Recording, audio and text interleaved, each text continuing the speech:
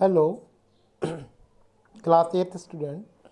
Last video में हम लोगों ने फर्स्ट चैप्टर के एमसीक्यू कंप्लीट कर लिए थे। आज हम लोगों को अरेंज सेकंड बी पार्ट से स्टार्ट करना है। Arrange the following in proper order to make a flow chart of modern agriculture. Means आपको ये 12 प्रैक्टिसेस दी गई हैं। इन 12 प्रैक्टिसेस को एक मैनर में एक ऑर्डर में सेट करना है। मीन्स सबसे पहले हम कौन सी प्रोसेस करते हैं, उसके बाद सेकंड प्रोसेस का नाम क्या आता है, थर्ड प्रोसेस का नाम क्या है। इस तरीके से इनको हमें एक मैनर में एक ऑर्डर में सेट करना है, जिसके थ्रू हम लोग पूरी फार्मिंग करते हैं। ठीक है बेटा, तो चलिए नोट कर लीजिए आप। बेटा ये इसका पूरा प्रॉपर है।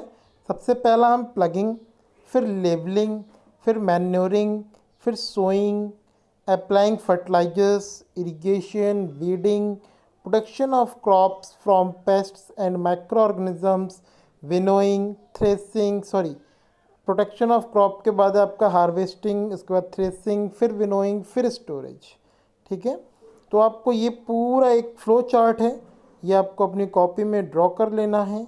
लेकिन आप बिल्कुल सीधा सीधा ड्रॉ करेंगे। ठीक है, मैंने थोड़ा सा स्पेस के लिए इसको अलग अलग ड्रॉ किया हुआ है। ठीक है, अब इसको एक मैंने बिल्कुल ऊपर से नीचे की तरफ आते हुए ड्रॉ करेंगे सीधा सीधा। ठीक है, तो ये नेक्स्ट क्वेश्चन है, डिफरेंस बिटवीन। आपको डिफरेंसेस लिखने हैं mixed cropping and inter cropping में। बट आपके बुक में डिफरेंस नहीं दिए गए हैं, आप कॉलम बना के भी लिख सकते हैं।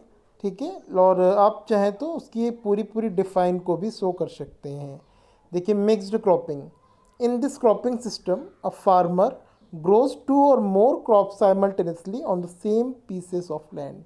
ठीक है, एक ही ज़मीन पर, ठीक है, एक ही ज़मीन पर जब कोई किसान दो या दो से ज़्यादा फसलों को एक साथ करता है, तो इस टाइप की किसानी को, फार्मिंग को हम लोग मिक्स्ड क्रॉपिंग कहते हैं।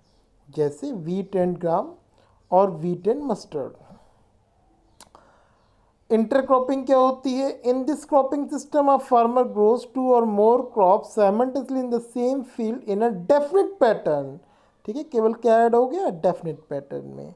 वैसे क्या था, कहीं भी था, कहीं भी डाल सकता था, बट अब वो एक डेफिनेट पैटर्न में करेगा। जैसे एक रो डाल देगा वो एक फसल की, और दूसरी रो डाल देगा दूसरी क्रॉप की। ठीक है,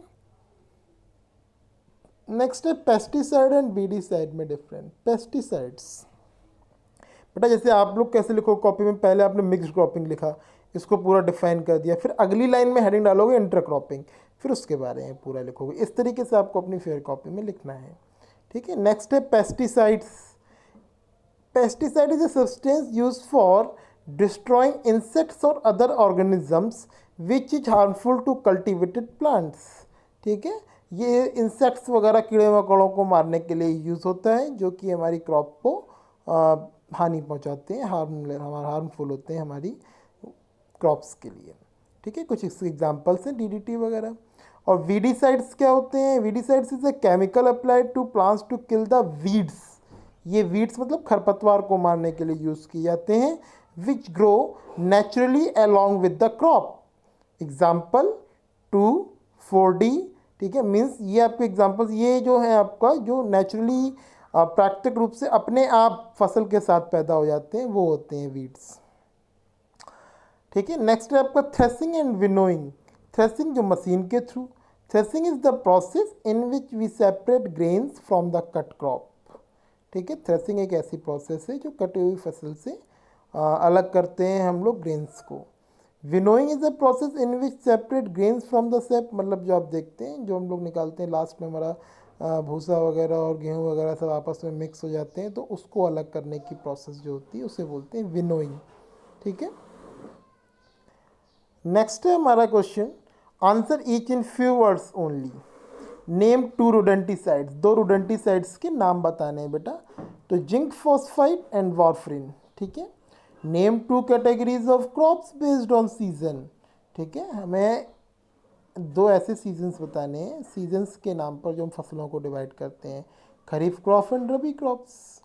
ठीक है, थर्ड है हमारे given 2 example of insecticides.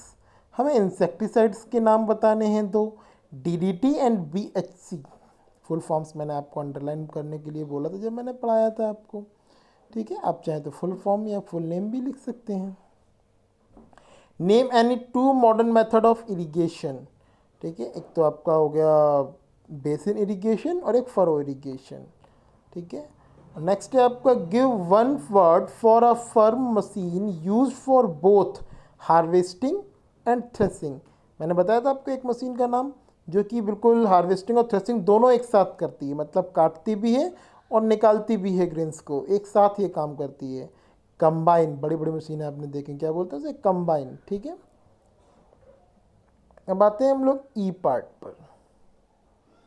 Why should grains B dried before storage. Store करने से पहले ग्रेन को हम लोग क्यों सुखा लेते हैं। ठीक है, तो the grains have to be dried before storing to prevent the growth of micro organisms.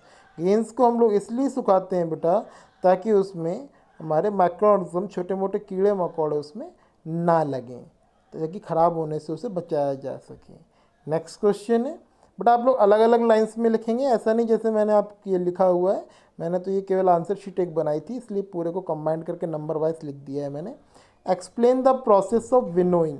Winnowing की प्रोसेस को आपको एक्सप्लेन करना है। In winnowing the mixture of sap and grains is dropped from a height. ठीक है, means हमारे जो grains होते हैं और जो भूसा वगैरह होता है वो सब आपस में मिक्स हो जाता है, तो इसके ऊपर एक ऊपर की हाइट से गिराते हैं तो हवा चलती है तो जो भूस होता है वो आगे उड़ जाता है और जो ग्रेन्स होते हैं भारी वो नीचे गिर जाते हैं। तो heavier seed get separated from the lighter sap. तो जो भारी हमारे दाने होते हैं, ग्रेन्स होते हैं, बीज होते हैं, वो नीचे गिर जाते हैं। भूस कैसा होता है, हवा में उड़ के हल्का सा दूर चला जाता है।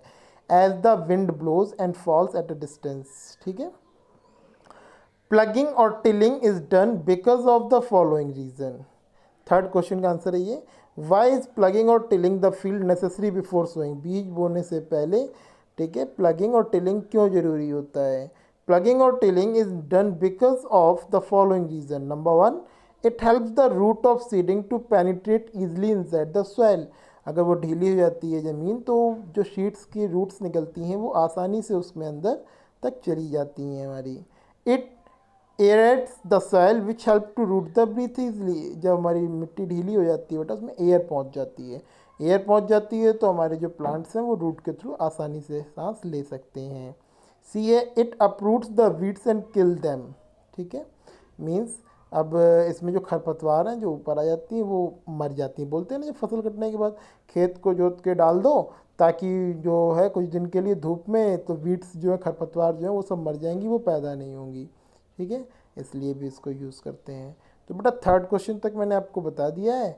फोर्थ क्वेश्चन से हम लोग नेक्स्ट वीडियो में आपको बताएंगे। तो आज के वीडियो में इतना ही रखते हैं, नेक्स्ट वीडियो में इसे कंप्लीट करेंगे। Thank you.